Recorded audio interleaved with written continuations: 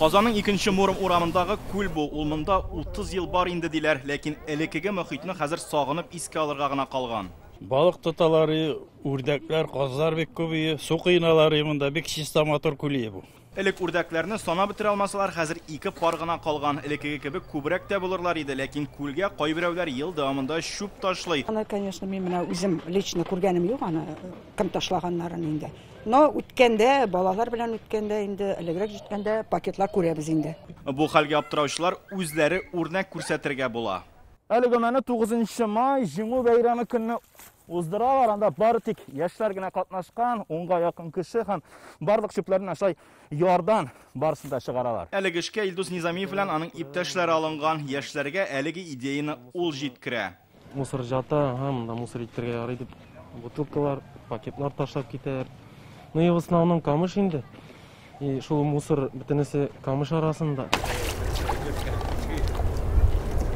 Бүген дә яшьләр буш вакыт табып күлгә чыкты. Бу юлы өлкәннәр дә кушыла. Халык үз көче белән чистарткан, әмма шүпне чыгару өчен техникалары юк. Хакимияттәгеләр күлнең аяныш хәлдә булуын беләме? Киләчәктә аны тәртипкә китерергә уйлыйлармы?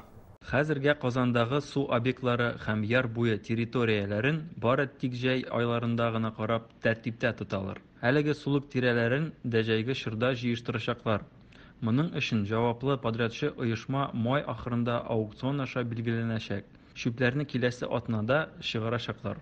Авиатөзелеш районы хакимияте ярдәм булачак дип ышандыра. Техника җибәргән көнгә монда безне дә чакырырга тәкъдим иттек. Димәк, чип-чиста күл ярында очрашасыбыз бар әле. Руслан Хусайнов, Александр Лабанов, Яңа Гасыр каналы.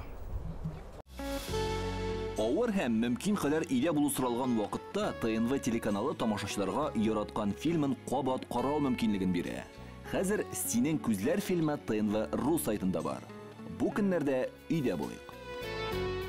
Республиканың барлык төп хәбәрләрен, тапшыруларны һәм фильмнарны иң яхшы сыйфатта ТНВ YouTube каналында карагыз.